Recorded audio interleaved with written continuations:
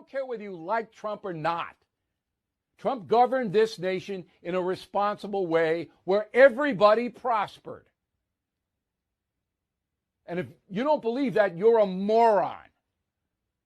Every single thing, every single indicator was on positive territory. All the working people, no matter what color they were making more money and there were more jobs. We didn't have inflation. We didn't have supply problems. We're going to win so much, you may even get tired of winning. And you'll say, please, please, it's too much winning. We can't take it anymore. Mr. President, it's too much. And I'll say, no, it isn't. We have to keep winning. We have to win more. We're going to win more. Are you tired of winning yet?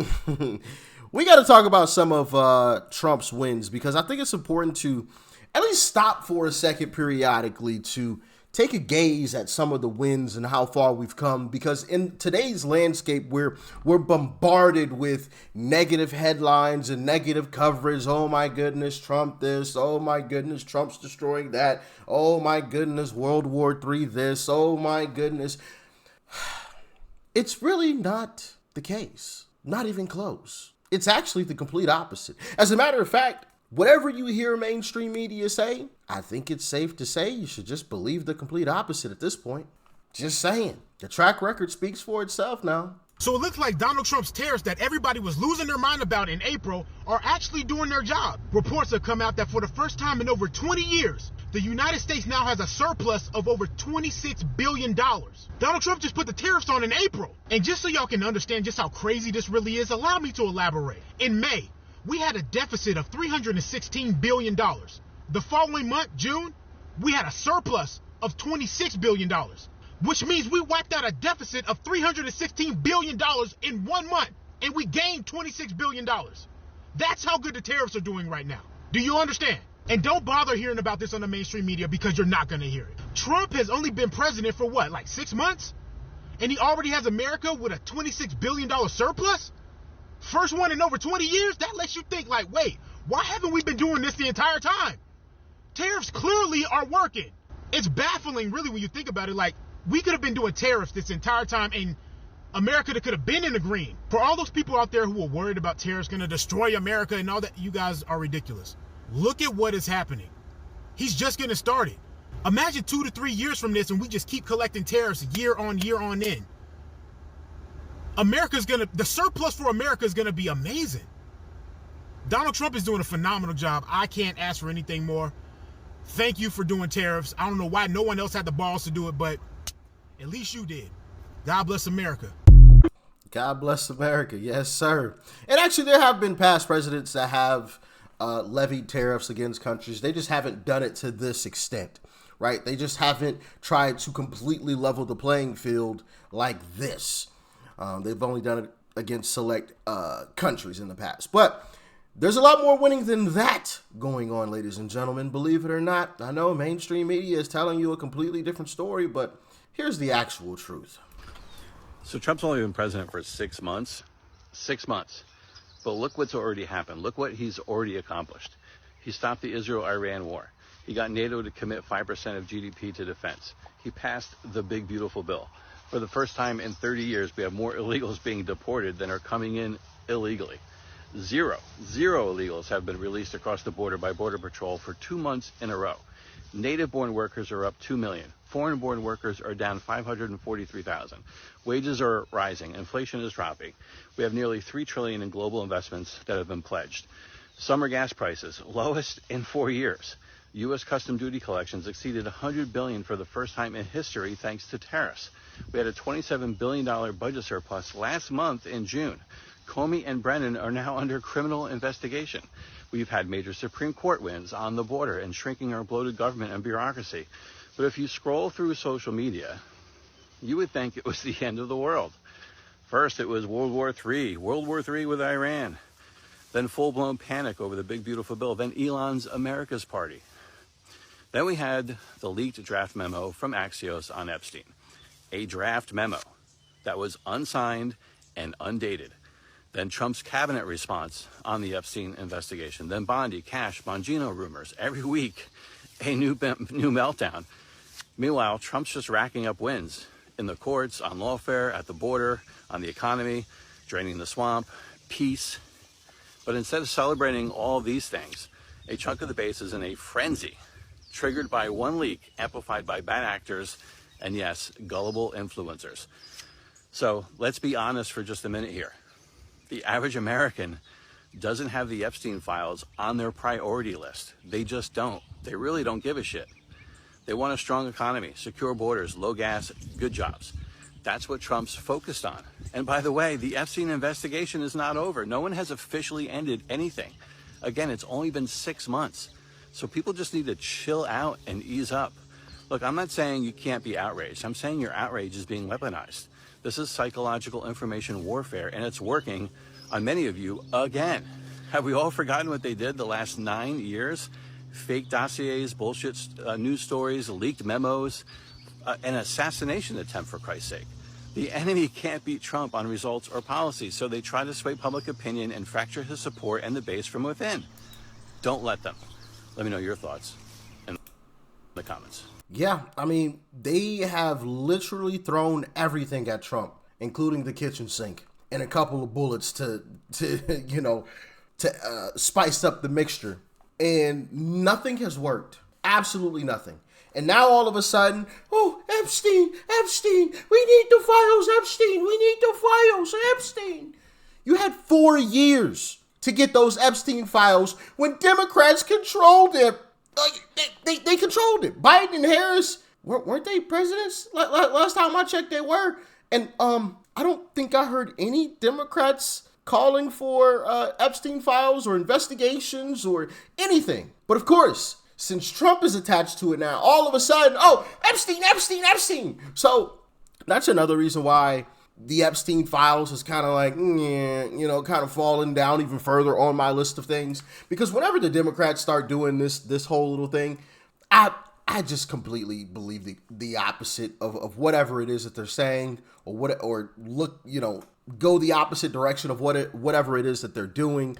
Would I like the Epstein files? Sure, but they're nowhere near a top priority. Okay? Not even close. There's so many other things that affect day-to-day life that I care about a whole lot more, that the Epstein files aren't affecting my day-to-day life. Do I think people who did horrible things should be thrown underneath prisons? Absolutely. I think we all agree on that, but that doesn't affect my day-to-day life, And the fact that these Democrats are all of a sudden screaming about it gives me even more cause to pause. Because you had 4 years to do all this same screaming, and you did none of it. They did none of it. Not a single Democrat came out here and demanded the Epstein files be released over the past 4 years when Joe Biden and Kamala Harris were in the White House. But now all of a sudden they want to make it a big deal? Come on now, really? Like, we've seen this script before. We've seen it 1,001 times. 1,001 times. Yell and scream when it's Trump, but they're silent when it comes to them. Yell and scream when Trump says, hey, let's do some redistricting here, but they're silent when they do it themselves. Come on now. Anyway, there's more. Think about everything we've accomplished just the last few weeks. Gas prices hit a 4-year low. The last 4 jobs reports exceeded expectations. The stock market is reaching record highs. We have the lowest monthly border encounters in the history of the United States.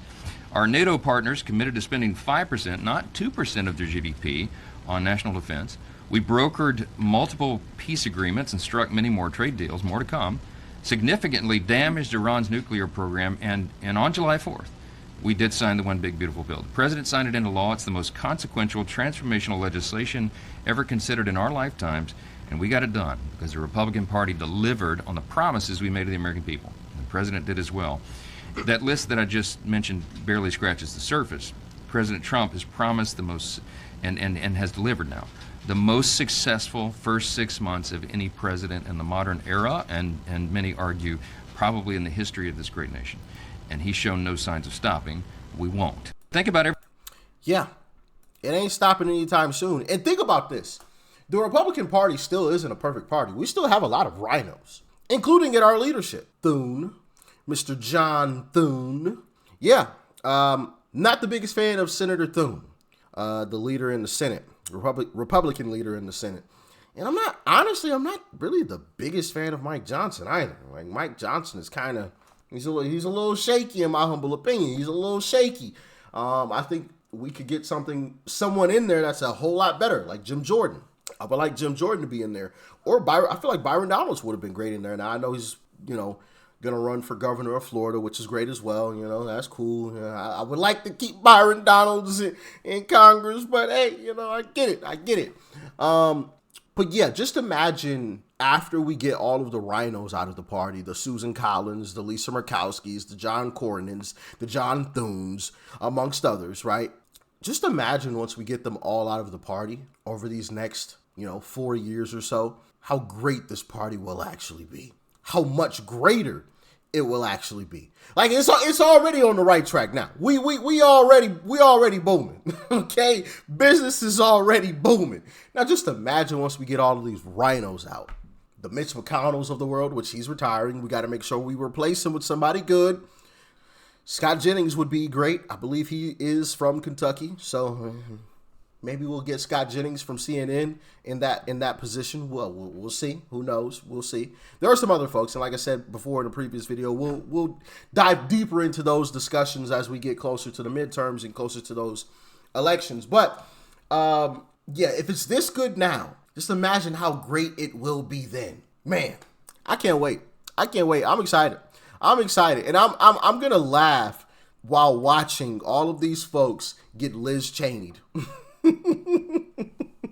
All of these rhinos just start to get Liz Cheney'd out of the way. And honestly, if I feel like if we Liz Cheney'd, and when I say Liz Cheney'd, I mean just because she got blown out. She got absolutely destroyed.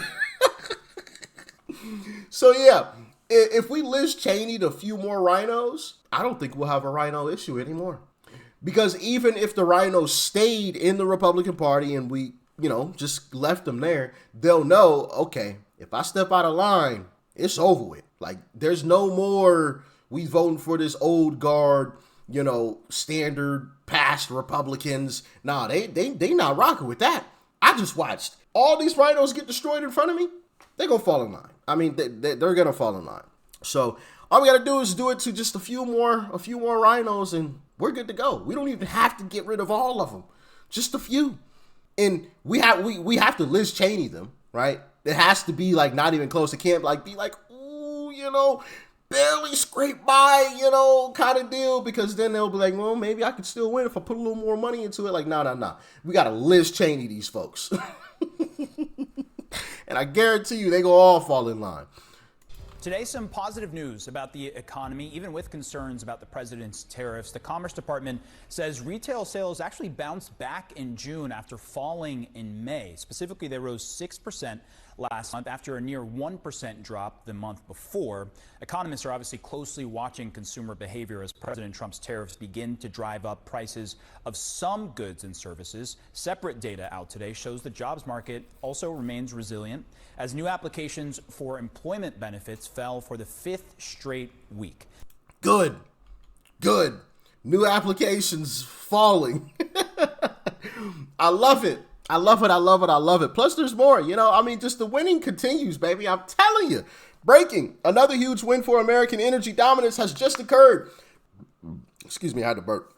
Italy agrees to purchase $15 billion in USA natural gas following Trump's tariff threats. This makes Italy more reliant on the U.S. instead of Russia for energy across 20 years.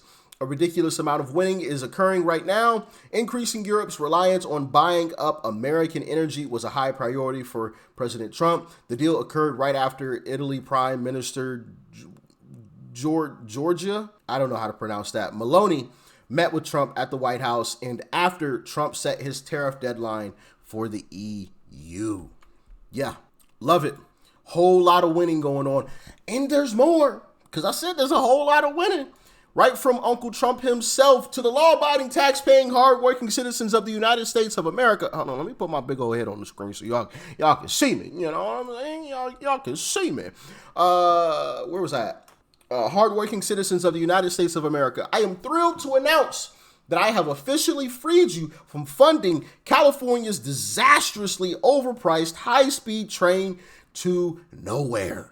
This boondoggle, led by the incompetent governor of California, Gavin Newsom, has cost taxpayers hundreds of billions of dollars, and we have received nothing in return except cost overruns. The railroad we were promised still does not exist and never will. This project was severely overpriced, overregulated, and never delivered. Thanks to the Transportation Secretary, Sean Duffy, not a single penny in federal dollars will go towards this Newsom scam ever again. This was an ill-conceived and unnecessary project and a total waste of taxpayer money, but no more. Yeah, we ain't funding California's train rail anymore, and I love it. Love it. And it's crazy that our tax dollars were going towards that. You know, and this is the thing. Why in the world are our tax dollars going towards a California train rail that is completely unnecessary? We have cars. Would a high-speed train rail be nice? Yeah, sure. But get rid of that. Scratch that. And scratch all of this unnecessary crap and stop taxing the mess out of us. That's what I say. Or another option could be, and y'all can let me know how you feel about it in the comments, maybe give people the option. Hey, this year on your taxes, here are a couple of projects. Would you like to fund these? Yes or no? And to what tune would you like to fund these? How much of your income do you want taxed? Or what percentage, I guess you could say, or how much do you want to pay towards X, Y, and Z projects? Let people pick which projects. If people, want to pick individually, then hey, by all means. I would never do it, but but that's probably part of the problem. Most people would keep their money, including these liberals who always cry about, we want socialism. But they'd be the first people to be, no, I want to keep all my cash. I don't want to pay no taxes. All of the deportations that have been happening, they've actually been having an effect. I want y'all to check out this video of some traffic in LA. I don't know if anybody's familiar with Los Angeles, but I'm actually on the 110, literally about 5 miles from downtown. Where the fuck are the cars? I almost felt like it was a Sunday. Where the hell? Holy shit. Look at this. You know what, Trump? It's working, brother. Please keep working. Work harder this time. I mean, I know you've been working pretty damn hard, and we love you for it, by the way. But good God. Traffic in July versus traffic in February. And there's a huge difference. So I think it's safe to say the deportations have been a success. But as always, y'all get in the comments, let me know your thoughts and your opinions about all of this. Are you tired of winning yet? I'm not. I need some more W's, baby. I need some more W's, and I think a lot of W's are still yet to come because, as we know, Trump is only 6 months in, and we got a whole nother 3.5 years of this goodness. So I can't wait, but y'all make sure y'all hit that like button for the algorithm. I would greatly appreciate it. Stay safe out there. Peace and love. I'm out.